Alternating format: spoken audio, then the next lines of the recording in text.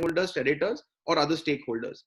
This is where, and because of the lack of any specific body looking at this is where the need in the a specific statutory body to have a large scale role to investigate into the affairs and have complete checks and balances on fraud, deceit, misrepresentations, or misstatements made by companies in the regular course of management.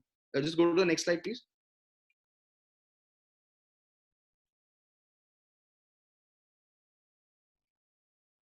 It's not skipping to the next slide. I'm just trying.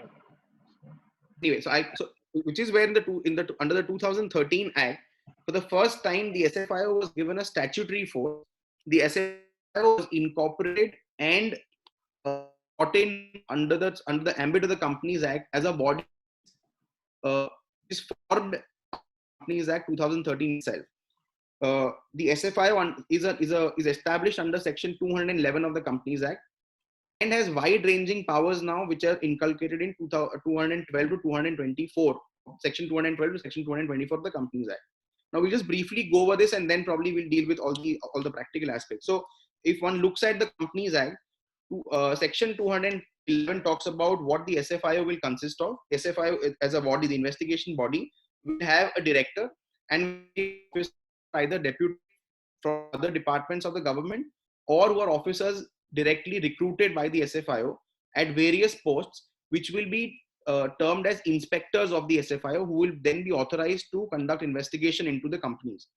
Under Section 212(2), says that SFIO will have people or officers who belong to various fields and have expertise in various fields such as banking, corporate affairs, taxation, law, so that this the body has a holistic understanding and knowledge where what are the issues that a company may be really going into, where these pitfalls that occur when the company is really operating, where are these places where the fraud can actually be committed, and the SFIO would then have the bandwidth to deal with all these issues. The powers of the SFIO are largely contained in Section 212 and Section 217 of the Act. Unlike the 1956 Act, where the SFIO was largely only a administerial body, which was only bound to submit a report to the government, under the 2013 Act, the SFIO now has powers, wide-ranging powers, which include the power to search and seize property at the investigation at the premises of the company. It has the power to summon and take evidence on oath, and we'll go into this slightly more detail in the next. And it also now has the power of arresting a person or associated with the company. Thereby, you now have the SFIO, which is a body which has police powers to say. It also has the powers for judicial, which is that for civil court, because the powers of summoning and taking evidence on oath under the provisions of Section 217 are akin to a civil court. Thereby, the SFIO, once the statement is given to the SFIO, the statement is admissible admissible as evidence, is taken on oath, and can also be used against the accused itself. At present, if one sees the trajectory which the SFIO has followed since 2016, and large because of a lot of issues that the ED and the CBI were facing, SFIO these days is the go-to body for the government to take care of large-scale investigations which are going on. If one sees the all big issues or all big bank fraud scams that have arisen are all being investigated by the SFIO. Largely, most of them being IS, Bhushan Steel, Rotak, and the latest being Rockland Hospitals. So next, please.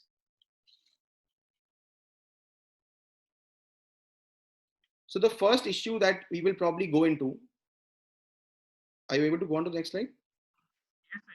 Is this a slide? Companies Act 2013 continue? Yeah. So looking at how SFIO investigation is initiated, unlike the police or like CBI, which can unlike police, which can initiate investigation suo motu with respect to a cognizable offense, the SFIO does not have any powers of it. It cannot initiate an investigation by itself.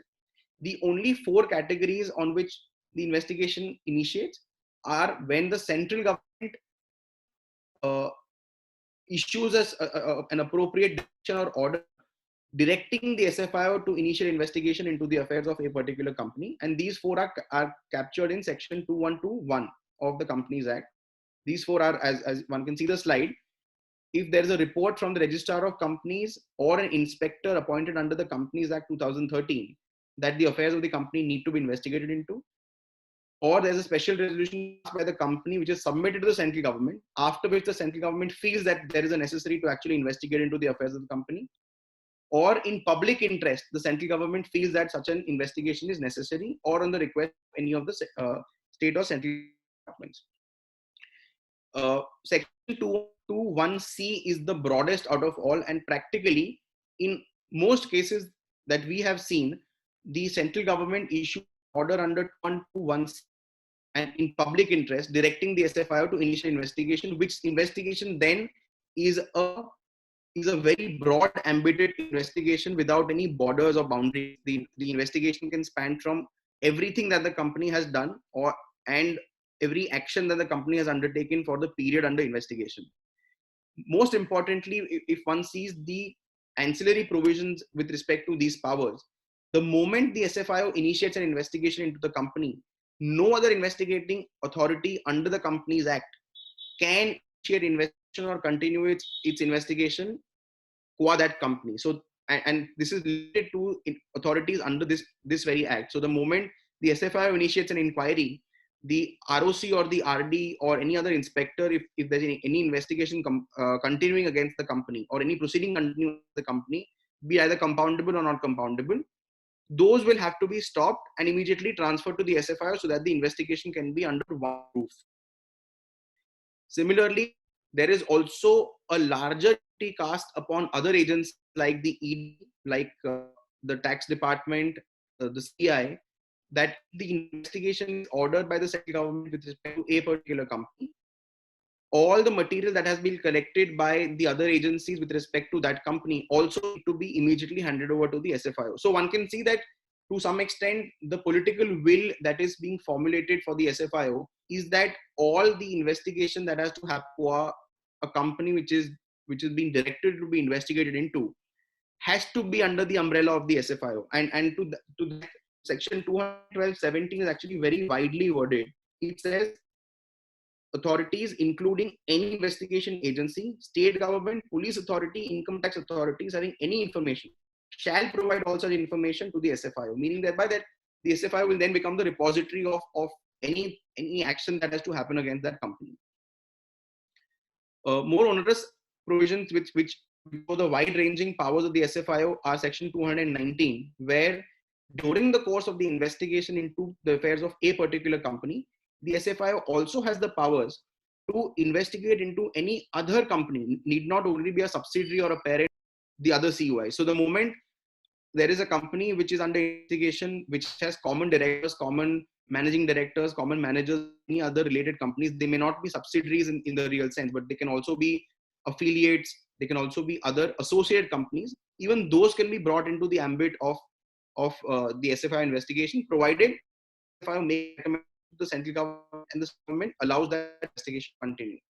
However, again, practically speaking here, in more cases than not, the central government has always provided that sanction by the report that the SFIO has been submitting. Can you go to the next slide?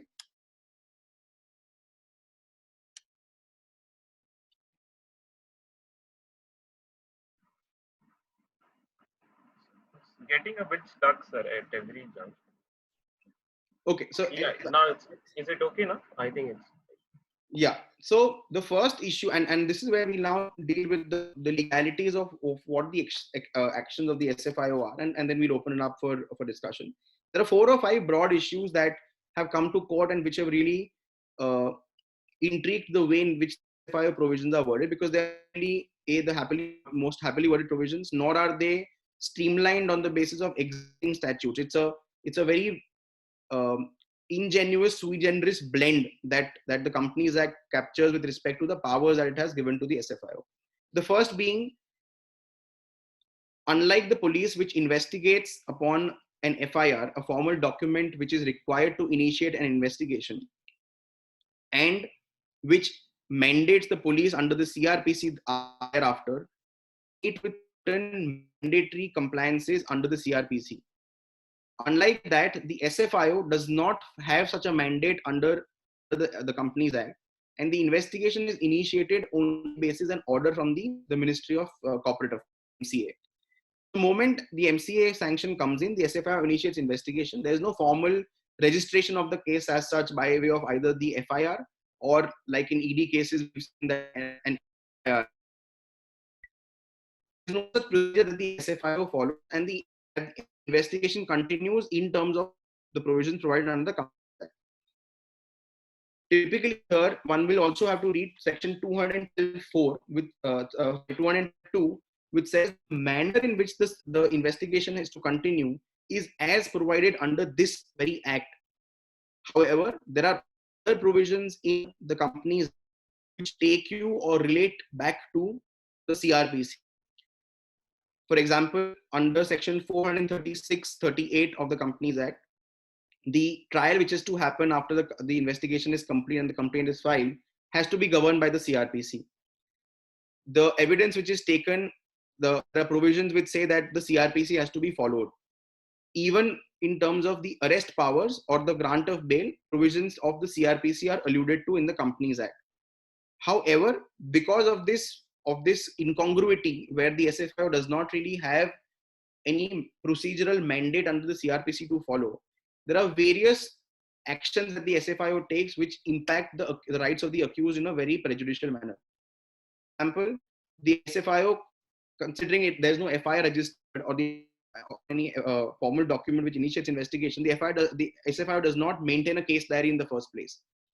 And everyone knows, especially on the criminal practice side, that the importance of the case diary in a criminal trial is the most important to show that the investigation A was a fair investigation and that all procedural compliances to protect the rights of the accused were followed. However, in the absence of SFIO blanket power to not keep any record of the manner in which the investigation is being continued, and there is so much that courts really do to keep on the SFIO.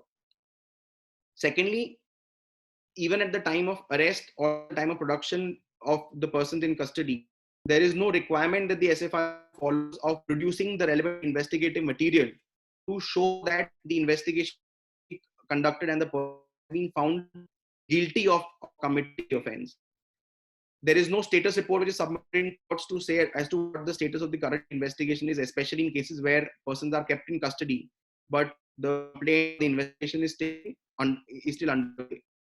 Keeping these issues in mind, for the very first time in 2018, after the arrest of Neeraj Singh, who was the promoter of Bhushan Steel, he had challenged the violations of these very provisions, section 212 and 217, before the Delhi High Court, saying that it's a bizarre manner in which the investigation is being conducted, whereby there are no checks and balances that the SFIO really has to follow. The Delhi High Court, in a detailed judgment, granted him interim bail, and at the same time made very, very startling observations in which the SFIO was conducting the investigation. If one sees the extract that I've in the slides, the court said that while considering you have very wide powers, if you do not meet the mandate of the CRPC, you are in every possible manner violating the rights of the accused, which is not which is violative of the fundamental rights, and B, which is not conducive to a fair investigation and trial. However, considering that the SFIO at that time was the most aggressive body that was fighting all these cases, they immediately went to Supreme Court, and the Supreme Court stayed the operation of the order, saying that it has very wide implications and very wide ranging impact on investigations that the SFIO may be continuing with, and therefore, not to prejudice those investigations, they stayed the operation of this order, which means we are back to square one, where the SFIO now continues with the investigation manner that they always were. There's no requirement or mandate to follow the provisions of the CRPC, and to the extent they have reasons to believe that the person is guilty, they have power to arrest, put him directly into judicial custody, and take the investigation forward. Can you move on to the next slide, please?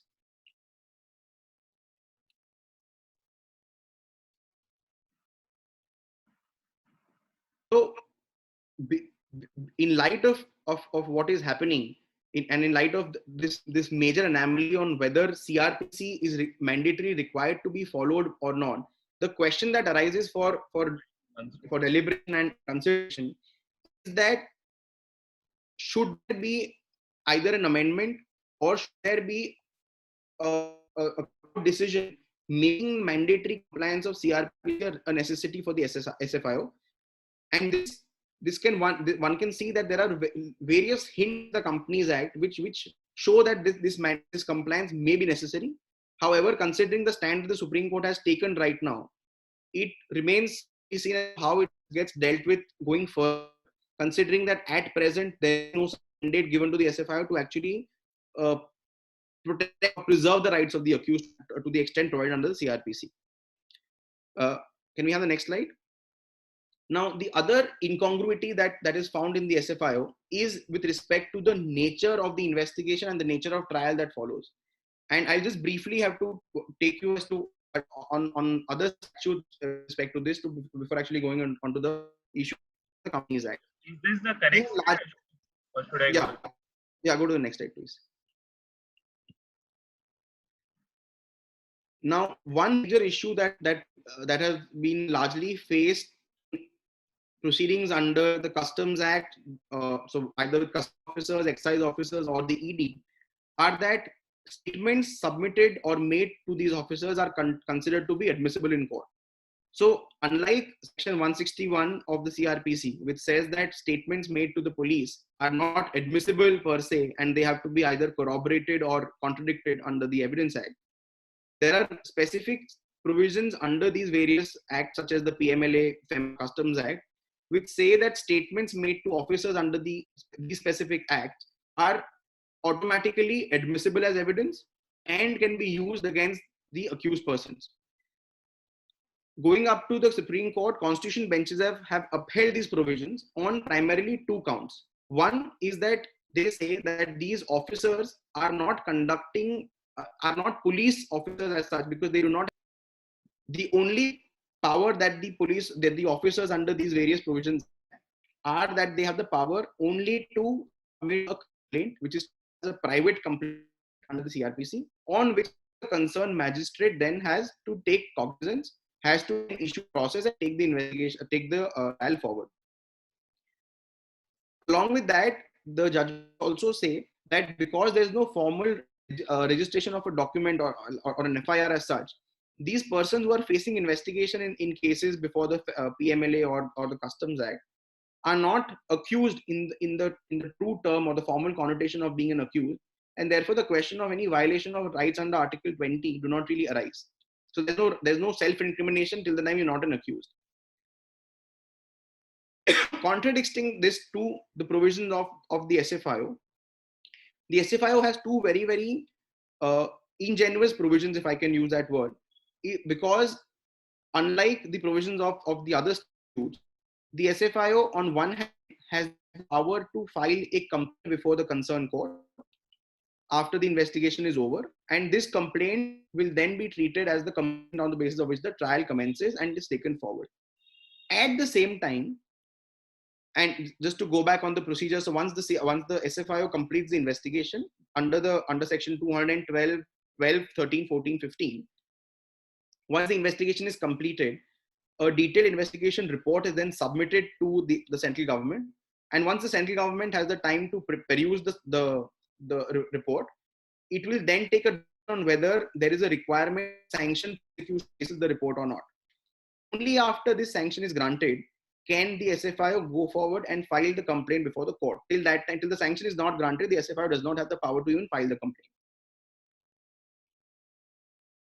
Again, contrary to the other line of statutes, section 212(15) says that the investigation report which is submitted to the central government based on the basis of which action is granted also be filed by the SFIO before the concerned court along with the complaint, and this will be deemed to be a charge sheet, or as the words used in section 173 are, will be deemed to be an investigation report, a final investigation report, which will be used for framing of charge.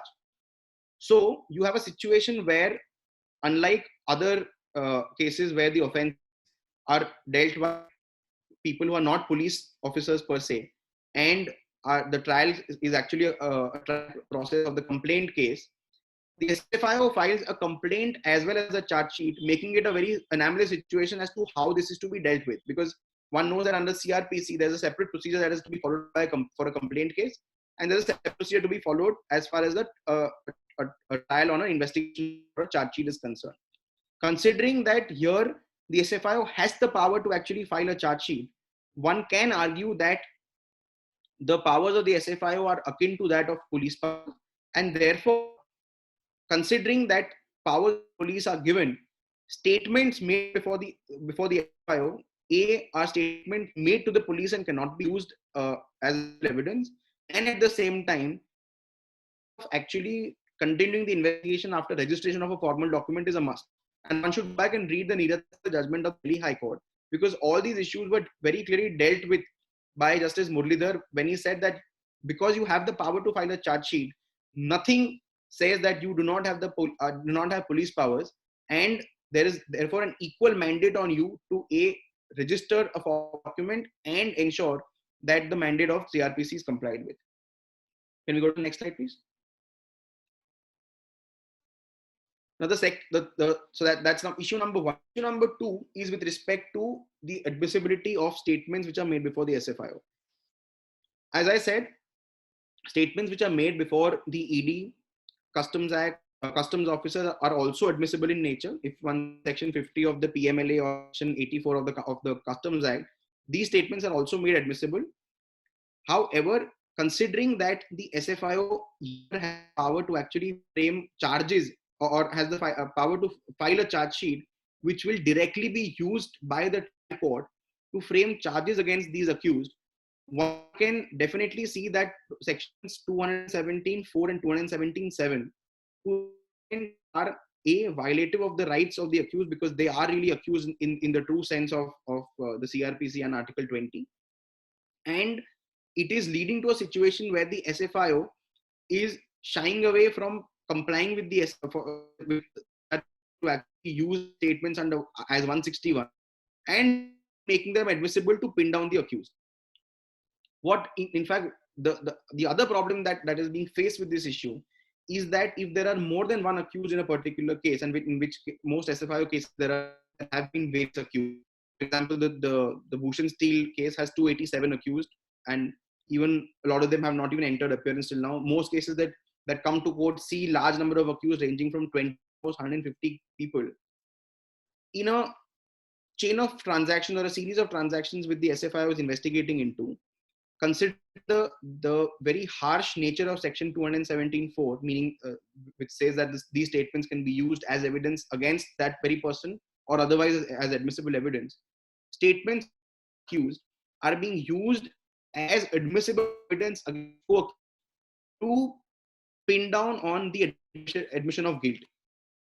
Under normal criminal law, statements of one accused ideally cannot be used against the other accused till the time there is corroborative to show that that evidence can actually be substituted with other stellar quality material, cogent evidence. However, in this case, merely on the basis of statements of co-accused, the court can actually come to a conclusion of convicting that person because of the way the provisions of section 217 are worded.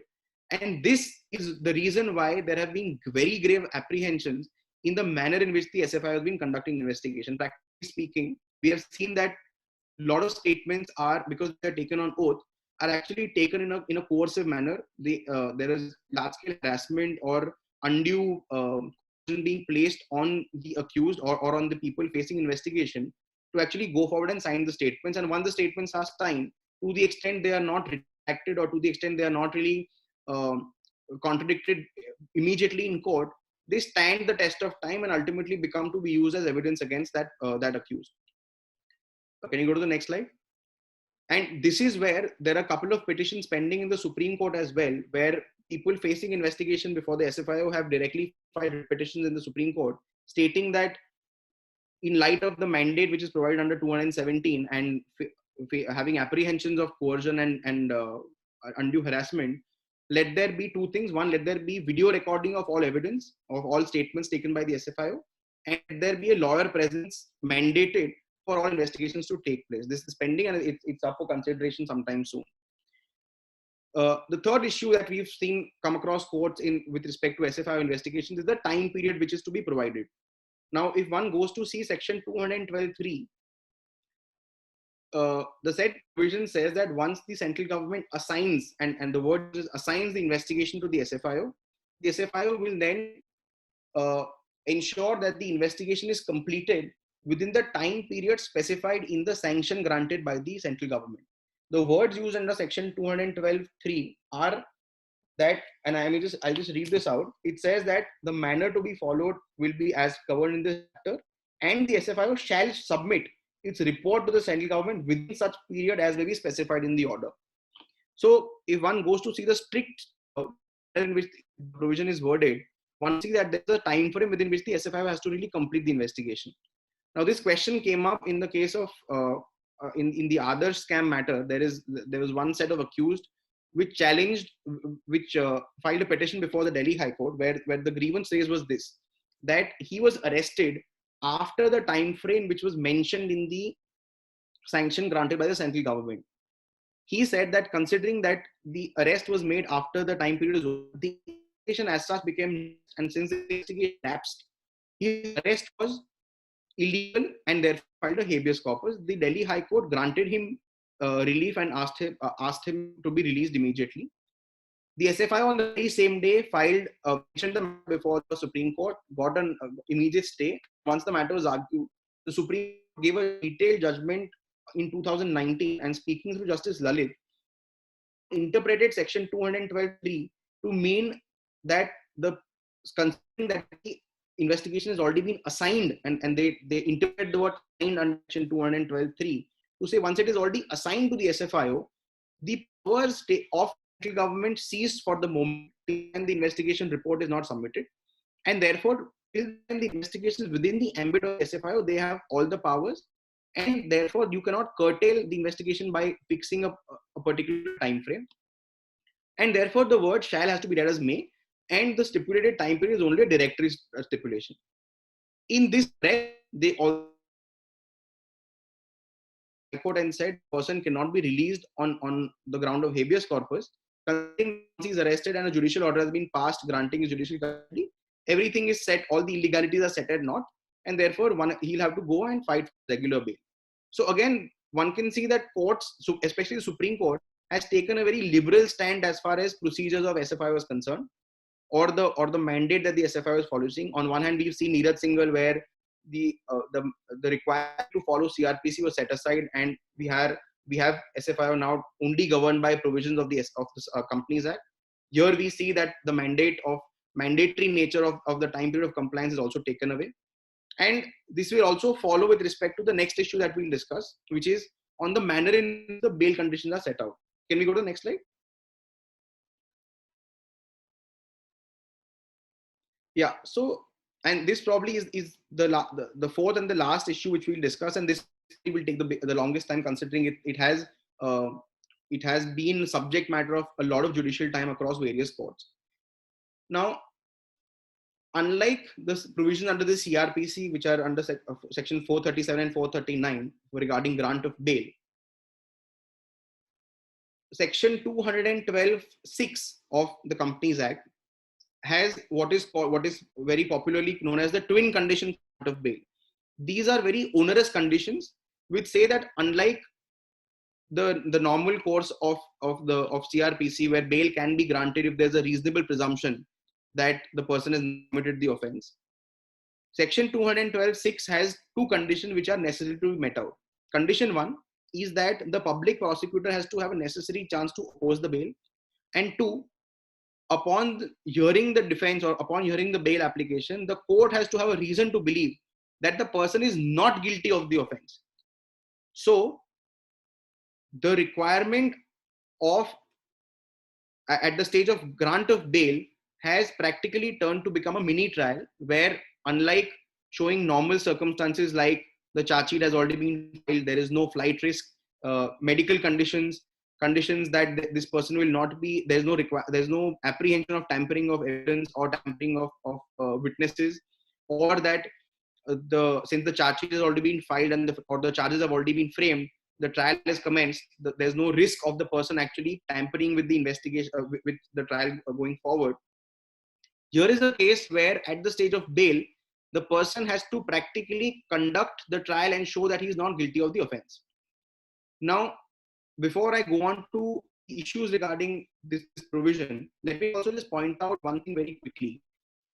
Under section 212(8), the SFIO has the power to arrest and is guilty of the offense. So if one goes back to the CRPC and sees section 41 or sees 41A, the powers of the police are, with respect, are circumscribed on suspicion or on risks that the accused may pose. As against that, the SFIO only has the power, and there is no other provision with respect to this, only has the power to arrest if there is a case made out of the person being guilty of the offense. The question arises, can the SFIO actually arrest a person at the beginning of the trial? The immediate answer can be no. Consider that the arrest can only take place after the investigation is complete, because only then can the SFIO come to believe the person actually guilty of the offense. And this question again came up in Neeraj Singh's case, because in that case, the arrest was made in 12 days of investigation commencing. However, considering that the Neeraj Singh judgment state, the SFIO till date uses these arrest powers in a very blanket manner, and people are arrested either beginning of the investigation or even sometime during the middle of the investigation when the apprehension that the SFIO has framed on its own judgments. Now coming to the issue of the grave perversity of section 212(6), and this again is my personal opinion. Largely speaking, if one sees the trajectory or the history of these twin conditions, and these twin conditions are very well defined in a lot of other statutes, they have been used in statutes which pertain to heinous crimes. They started with a lot of legislations dealing with terrorist activity. So you have the Unlawful Activities Prevention Act, or the Prevention of Terrorism Act, the TADA. So there's a spelling mistake there, the TADA. And then later on, the grant of bail cannot be so easily be made available. It was the very first time in 2005 when the PMLA the PMLA came in 2002 but was brought into effect in 2005. That was the first time.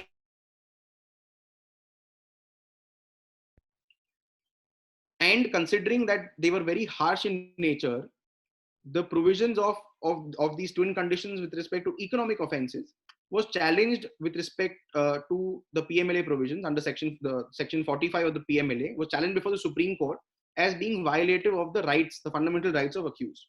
The Supreme Court, in a very detailed judgment and very beautifully worded, speaking to Justice Rohington Nariman, set aside the conditions of grant of bail under section 45 of the PMLA in the judgment of Nikesh Sarachand Shah.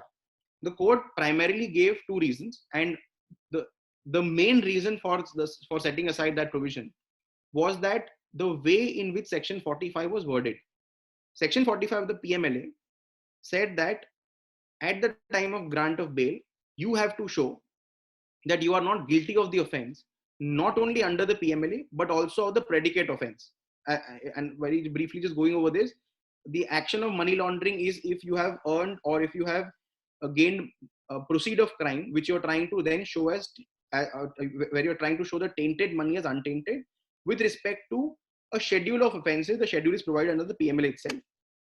The wording of section 45 was such that a person who is being charged with an offense under the PMLA has to also meet the mandate and show that he is not guilty of the predicate offense as well. And therefore, the court said this is a very incongruous situation where someone who is being charged with the main provision but not under PMLA can actually be let loose on normal conditions of bail, but people who are charged with PMLA under the same transaction, under the same ambit, will have to meet the twin conditions. Conditions is something which is violative of Article 14. However, there were very scathing remarks made by the court on how these twin conditions are complete.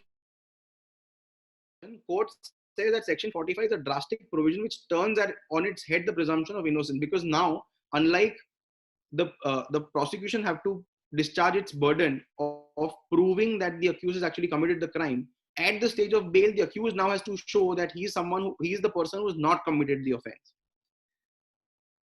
With respect to the provisions of, and considering that these provisions were impari materia to that extent in the Companies Act, they were also challenged in Nitin in the case of Neeraj Singhal, and which stands stayed. There was another case which arose with respect to these provisions out of the very same scam, which is the Bhushan Steel case, in the case of the CFO of that company, Bhushan Steel, who was arrested and who challenged these provisions as being arbitrary and unreasonable. He was granted bail by the Delhi High Court, which again was set aside by the Supreme Court.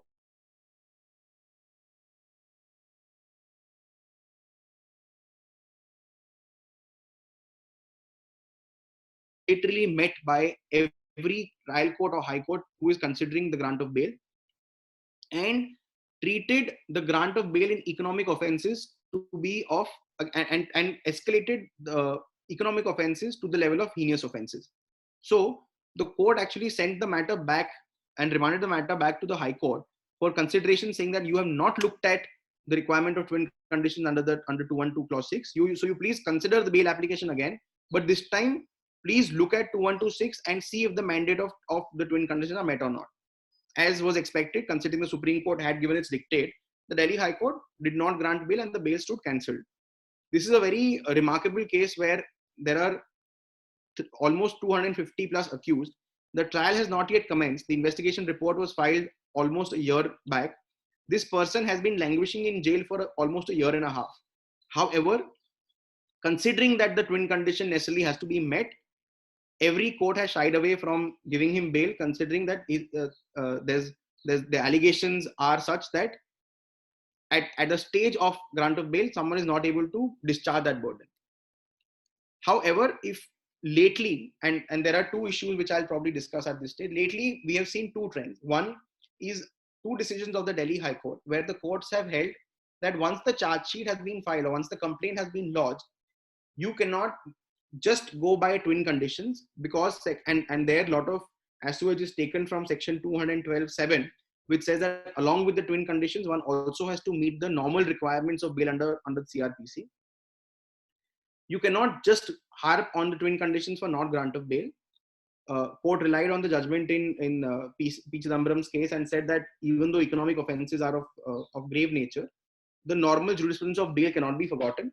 And to the extent the person can meet the normal requirements of standing the test of grant of bail, merely because there's a twin condition cannot be the sole reason on which the bail can be denied. And on this ground, the Delhi High Court has actually gone forward and given granted 2 bails in the Adarsh scam matter itself.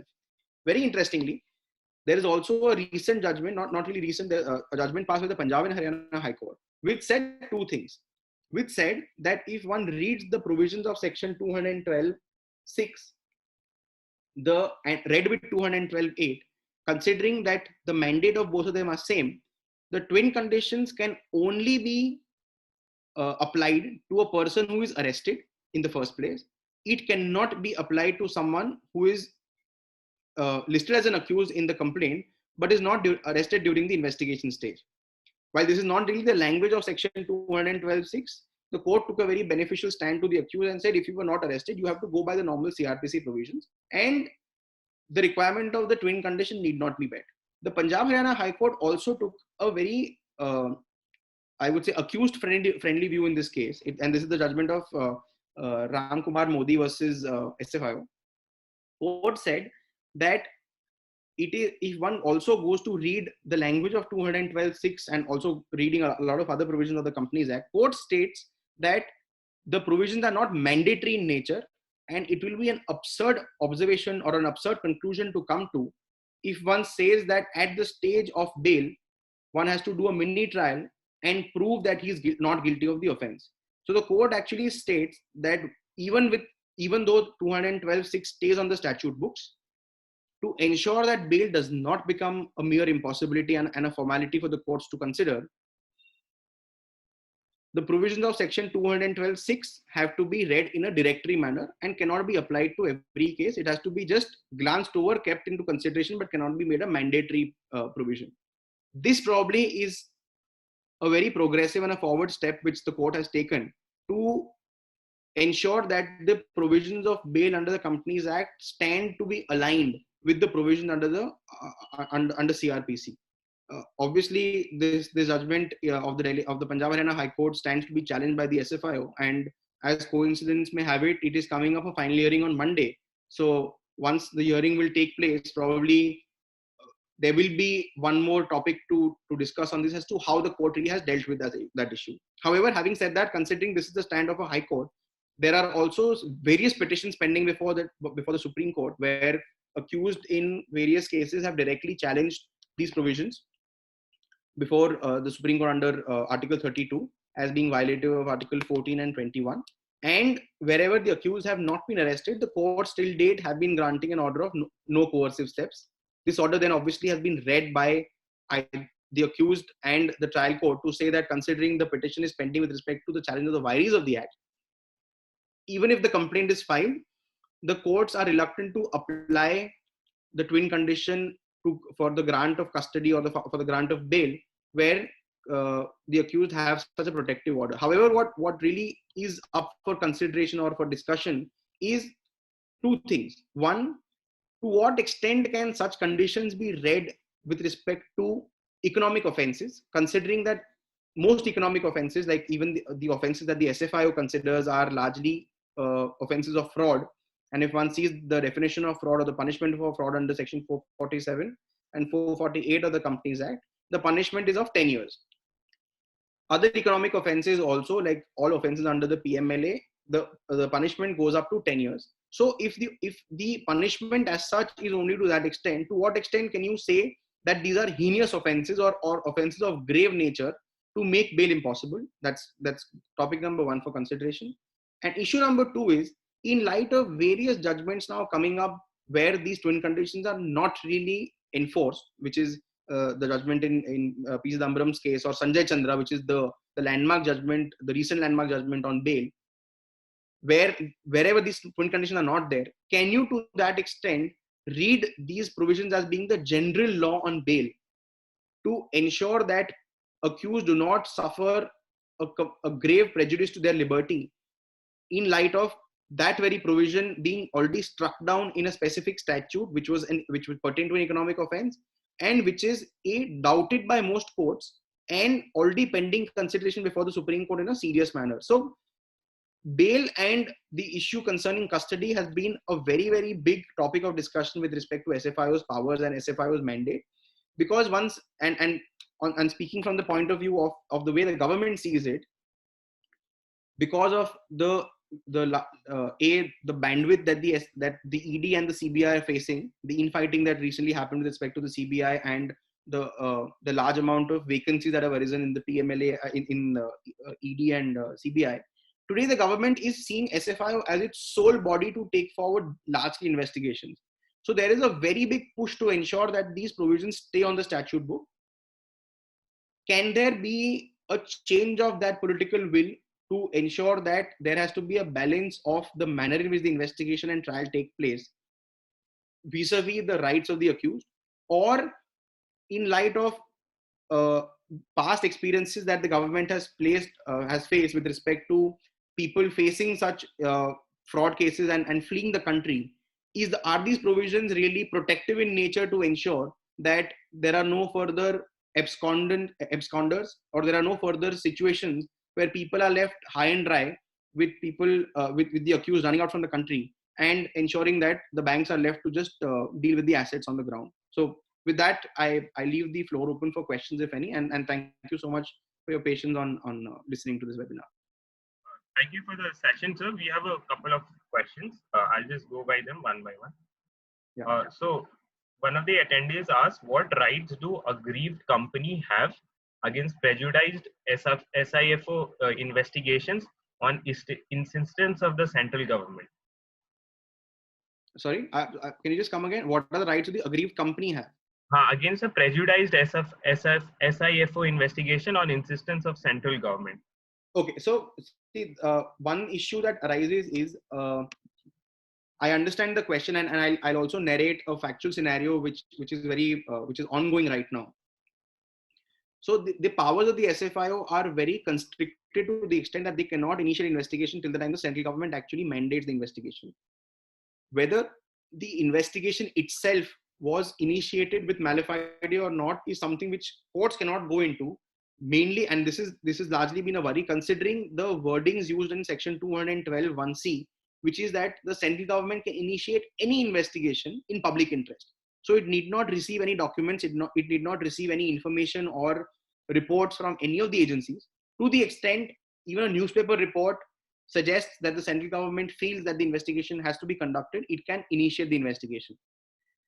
Recently, we have seen a couple of cases where while the investigation is initiated in a particular company, considering that there are other companies or other body corporates involved in that very particular manner of business or same sector, same industry sector, courts have the MCA has actually used its power under 212C and added these other companies also within the ambit of the investigation of the first company. So even though there is no link between company A and company B, merely on the fact that both of them were doing the same kind of business and suspicion arose on both of them having committed the same offenses or same fraud, they were clubbed into the same investigation and put to trial.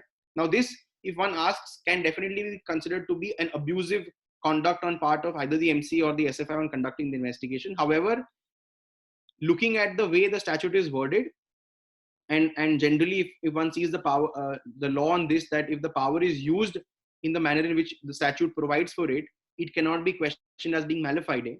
There's very little room for a company to actually challenge the investigation unless the very mandate of section 212 and 219 are not met. And I'll give you a very simple example here. If the investigation is initiated against 5 companies under 212 and the SFIO seeks permission to initiate investigation into the 6th company under section 219, and one should read 219 to see that it requires very specific conditions to be met for a company to be added in that particular investigation. One can definitely go and challenge that addition on the ground that the mandate of 212 and 19 are not met with. Apart from this, I do not see any further manner in which a general order of investigation can be challenged if it's made under 212C. However, one thing I will point out, probably it's not on this point, but it's a very recent development. In the case of ILFS, the investigation had also added all the auditors to be investigated into the affairs while the affairs of ILFS were being investigated into. Interestingly so, in that case, the investigation report was submitted by the SFIO to the government, to the MCA for sanction on a particular date. And within 30 hours of the investigation report being submitted, the MCA granted sanction to prosecute. This was challenged before the court, before the Bombay High Court, on the ground that the investigation report is a 1,000-page document. The documents run into more than 65,000 pages. How is it that 2 officers of the MCA have analyzed this entire gamut of data and come to a conclusion that the investigation has to be the trial has to be sanctioned? The Bombay High Court actually struck down the investigation against these auditors on the ground that there is lack of there is mechanical exercise of power, complete non-application of mind, and the MCA has not used this power in a proper manner. So there are ways and ways in which, but it will all plan out on how the fact scenario is. But there is definitely room if the action of the MCA is patently and grossly either abusive, malafide, or in complete contravention of what the provisions of the Companies Act state. Thank you for the answer, sir. The next question is by another of the attendees who asks, after the Nitin Johri case, the Supreme Court held that no bail shall be granted in these Companies Act cases. Isn't this against the basic rights of the case? No, absolutely. So if one goes to Nitin Johri's case, and I just, since I was involved in this, I can give you a first-hand experience. Nitin Johri's bail was rejected by the lower court, and this is a time. So Neeraj, in the Bhushan Steel case, Neeraj Singhal is the only person who was immediately arrested right after the investigation was commenced, and stood to be arrested after 12 days, got immediate interim bail from the Delhi High Court. His bail is continuing till date. Out of the 287 accused in the manner, Nitin Jori is the only person who is spending time in jail. His bail, for obvious reasons, was denied by the trial court, was granted by the High Court on this ground that yes, there is material against this person to show that he may have committed the offense. However, whether he's guilty or not is a matter of trial. And considering all the evidence in the case is documentary, is already submitted to the SFIO, charge sheet has been filed. There is nothing that remains on ground to actually put this person, or nothing will be served if this person is languishing in judicial custody. And that's the normal bail law. The remarks that the Supreme Court has left in the first judgment before the remand has actually made a large-scale impact, where Nitin Jori's case now is practically cited across all forums wherever SFIO trials are going on to ensure that the accused do not get bail either at the trial court or the High Court stage. The sense amongst white-collar crime practitioners is that in SFIO cases, if it's a case where there is an allegation of either siphoning of funds or loss to public exchequer, come what may, bail from the trial court or the High Court is becoming a near impossibility. And that's the last point that I laid in the slides, is that can you have law which ensure that in all cases bail will only be granted if someone goes to Supreme Court? What if someone does not have the bandwidth or have the financial capability to go to the Supreme Court? Will that person be kept languishing in jail because of these twin conditions? The immediate answer should be no. But yes, you're right.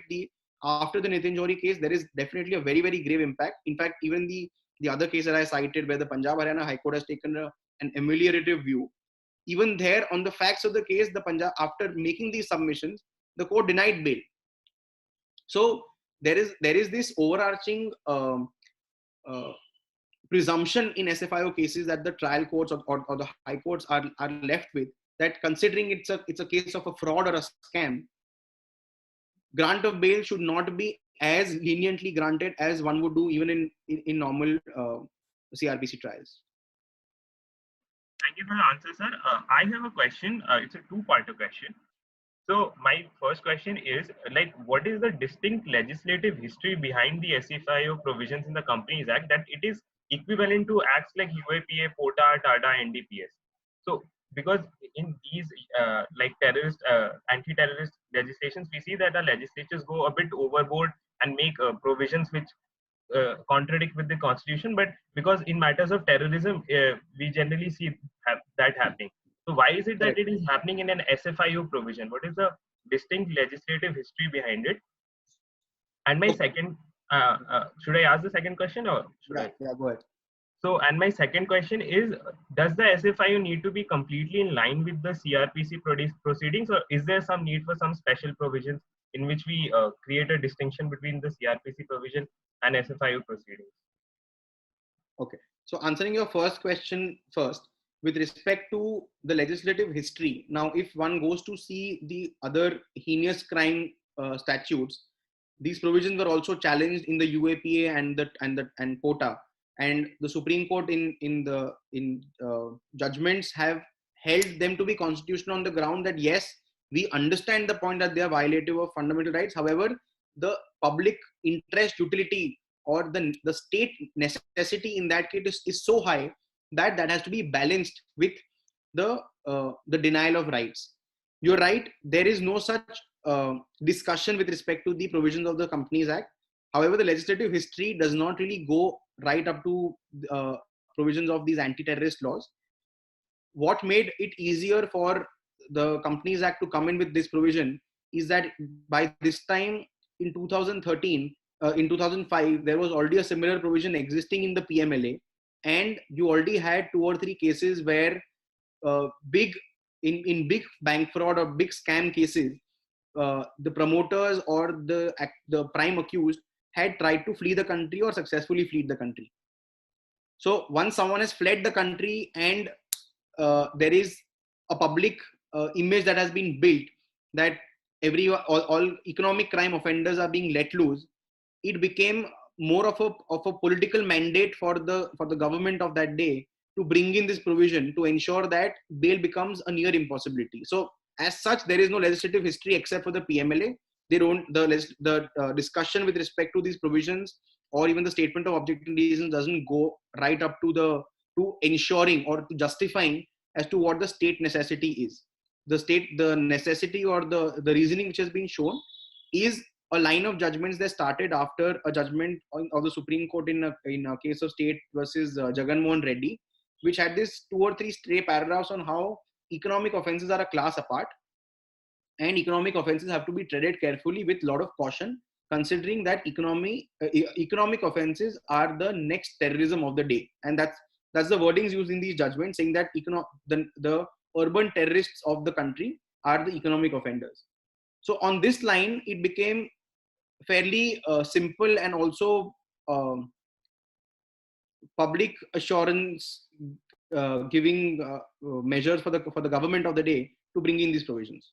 With respect to your second question, see, as such, if you see section 4 of the CRPC, it states that with respect to any investigation or trial which is being undertaken in the country, provisions of this act of the CRPC have to be followed unless there is a specific mandate granted under that particular specific statute.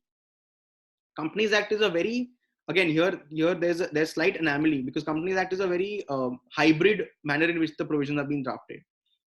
There are places where the Companies Act states, for example, section 212(3), that the SFIO will conduct the investigation in terms of the powers and procedures under this act. So to that extent, section 4 of the CRPC gets negated. However, this chapter also has various references to the CRPC, saying that at the time of grant of bail, CRPC will be looked at. The trial will happen as per the CRPC. The summoning will happen as if a civil court. Statements will be recorded on oath and can be used as admissible on oath impari materia, also with the provision of the CRPC. So if one has to really blend these, there's no way of bringing in harmony or to bring in all the provisions of the CRPC into the Companies Act, but the way in which one can harmoniously read them is by stating that to the extent provision with respect to the vital interest and rights of the accused are concerned, which are not merely procedural in nature, one has to go back to the CRPC and ensure that those provisions are necessarily met. And one very simple example I can give you is going back to the maintenance of case diary. So during the course of the investigation, the material that the police officer collects under the CRPC has to be necessarily noted down in the case diary on a day-to-day basis, which then becomes the reason for the judge to see whether the investigation was completed, was conducted in a fair manner. The investigation was actually done in a manner where the accused has actually, now there's a reasonable, strong apprehension, because the case diary will mention what all material was collected.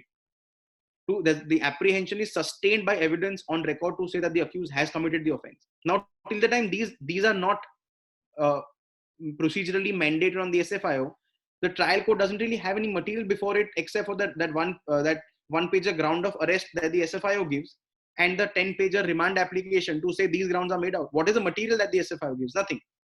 So to that extent, one will have to harmoniously read these provisions in a manner to say wherever substantive rights of the accused are being affected, there will be a mandatory requirement to meet these obligations. I think that's all the questions that we have. Thank you, sir, for taking this very informative session on the SFIO and its interaction with the CRPC. I apologize for the technological errors that happened at the start, and maybe during the between as well, due to some internet issues on my side. We thank you for doing the session, and we hope we can see you soon on campus when things are back to normal on similar topics to give. Sure, definitely. Thank you, sir, for the session. Definitely, I'm waiting to go back to campus. Thank you.